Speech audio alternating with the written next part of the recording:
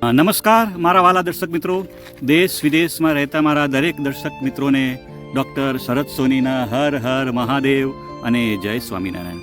મિત્રો, આજના વિડીયોમાં આપણે તુલસીના પાન વિશે વાત કરવાના છીએ, જેની અંદર ઘણા લોકોના પ્રશ્ન હોય છે કે શું તુલસીના પાન ખાવા બરાબર છે, શું તે આપણા પાચનને સુધારવાનું કામ કરે છે, શું તેનાથી આપણી રોગ પ્રતિકારક શક્તિ મજબૂત બને છે, શું તુલસીના પાન બ્લડ પ્રેશર અને કોલેસ્ટ્રોલના લેવલને નિયંત્રણમાં રાખવાનું કામ કરે છે, શું તુલસીના પાન ખાવાથી કેન્સરમાં કોઈ ફાયદો થાય છે.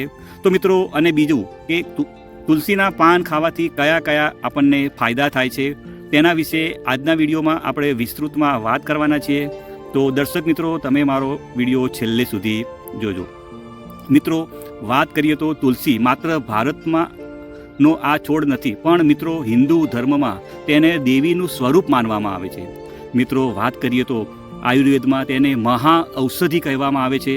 અને મિત્રો, આજકાલ વિજ્ઞાન પણ માને છે કે તુલસી તેના પોષક મૂલ્ય અને વિશેષ ઔષધીય ગુણોને કારણે એક મહત્ત્વનો છોડ છે.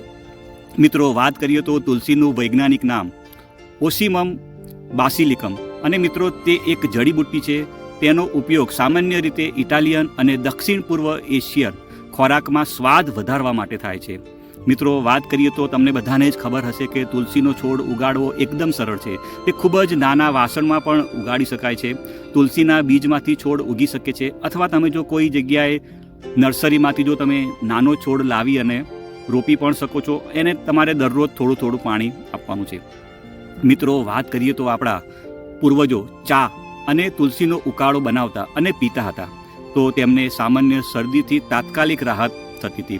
તેનાથી જો તમને ગળામાં દુખાવો હોય તો એની અંદર પણ તમને ફાયદો થાય છે.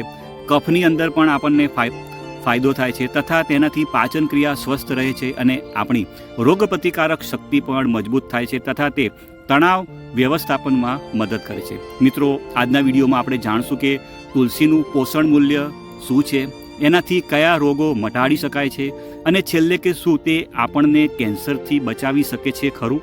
મિત્રો, વાત કરીએ તો તુલસીના પાનનો સ્વાદ અને સુગંધ વિશેષ હોય છે. તે એક લીલી વનસ્પતિ છે, અને વાત કરીએ તો તે ફુદીના પરિવારનો ભાગ છે. તેની ઉત્પત્તિ એશિયા અને આફ્રિકાના ઉપખંડોમાં થઈ છે. જો કે ભારતના લોકો દાવો કરે છે કે તેના ગુણધર્મોને આપણા પૂર્વજો દ્વારા માન્યતા આપવામાં આવી હતી. ભારતીય સંસ્કૃતિ અસ્તિત્વ માટે જરૂરી પ્રકૃતિની તમામ ગુણવાન ચીજોને દેવતાનો દરજ્જો આપવામાં આવ્યો છે. એવી જ રીતે વાત કરીએ તો મિત્રો, તુલસીના છોડને દેવીનો દરજ્જો પણ આપવામાં આવેલ છે. મિત્રો, તુલસીના પાન સામાન્ય રીતે એક જ સમયે મોટી માત્રામાં ઉપયોગમાં લેવાતા નથી. જો એક ચમચી લીલા પાન લેવામાં આવે તો તેનાથી એક પણ કેલરી મળતી નથી. તેમાં વિટામિન કે ભરપૂર માત્રામાં હોય છે.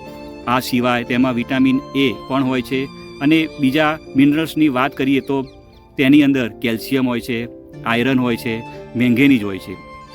મિત્રો, વાત કરીએ તો તુલસીના પાન આપણા સ્વાસ્થ્ય માટે ખૂબ જ ફાયદાકારક છે, અને તેના વિશેષ ગુણોને કારણે તેને મહાન ઔષધ કહેવામાં આવે છે. જો તેનું રોજ સેવન કરવામાં આવે તો ચિંતા અને ડિપ્રેશનમાં ઘટાડો થાય છે. સાથે સાથે તે મગજની કામગીરી સુધારવાનું કામ કરે છે, અને તેના સેવનથી યાદશક્તિમાં પણ ખૂબ જ ફાયદો થાય છે. મિત્રો, વાત કરીએ તો શરદી અને ઉધરસના કિસ્સામાં આપણા જે દાદા દાદી અને નાના નાની તુલસીના પાનમાંથી બનાવેલી ચા અથવા ઉકાળો આપતા હતા, અને આપણને ખબર છે કે તેનાથી આપણને ખૂબ જ રાહત મળતી હતી. આવું મિત્રો એટલા માટે થતું કે તુલસીના પાન રોગ પ્રતિકારક શક્તિ વધારનાર છે, અને કોઈપણ પ્રકારના ચેપમાં તે ફાયદો આપે છે. મિત્રો, આજના વિડીયોમાં આપણે તુલસીના પાનના 12 મોટા ફાયદા વિશે વાત કરશું. તો પહેલો ફાયદો એ છે કે ચિંતા અને હતાશા દૂર કરવામાં આપણી મદદ કરે છે. શરદી, ઉધરસ અને સળેખમમાં ફાયદાકારક છે. જે લોકોને પથરીની સમસ્યા હોય તેની અંદર પણ ફાયદો આપે છે. પાચન શક્તિ અને ભૂખ વધારવાનું કામ કરે છે. ઘણી વખત વાત કરીએ તો બેક્ટેરિયલ ચેપને દૂર કરવાનું પણ કામ કરે છે.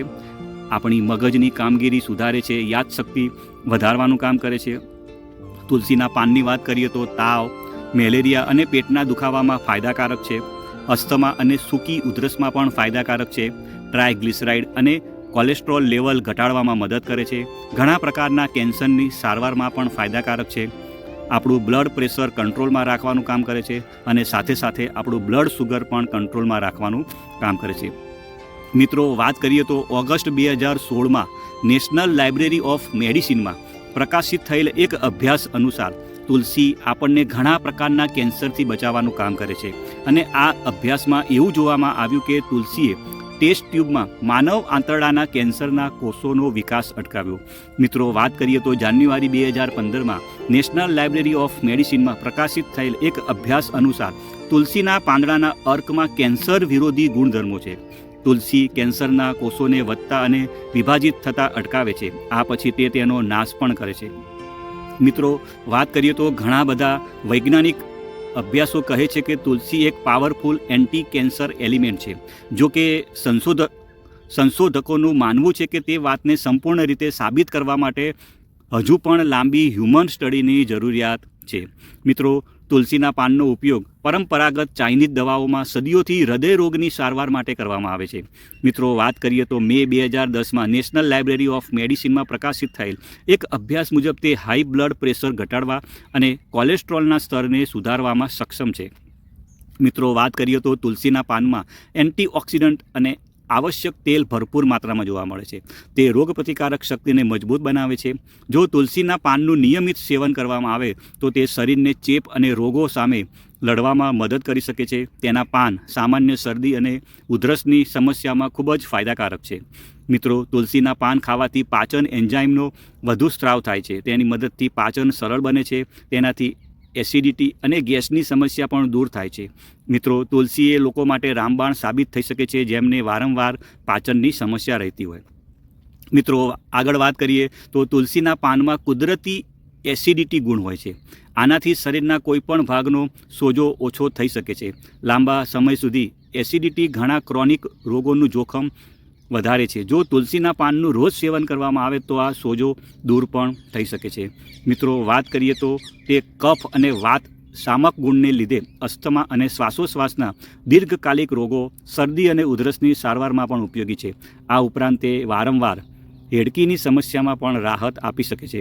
મિત્રો, જો તમને ઉબકા કે ઉલટીની સમસ્યા હોય તો પણ તમે તુલસી પર ભરોસો કરી શકો છો. તે તેના વાતશામક ગુણને કારણે પેટ ફૂલવું અને ગેસ્ટ્રિક સમસ્યાઓથી પણ રાહત આપી શકે છે. મિત્રો, જો તમને આ વિડીયો સારો લાગ્યો હોય અથવા તમને જો વિડીયોના માધ્યમથી તમારા જ્ઞાનમાં કંઈક વધારો થયો હોય તો આ વિડીયોને જરૂરથી લાઈક કરજો અને તમારા મિત્રોને શેર કરજો.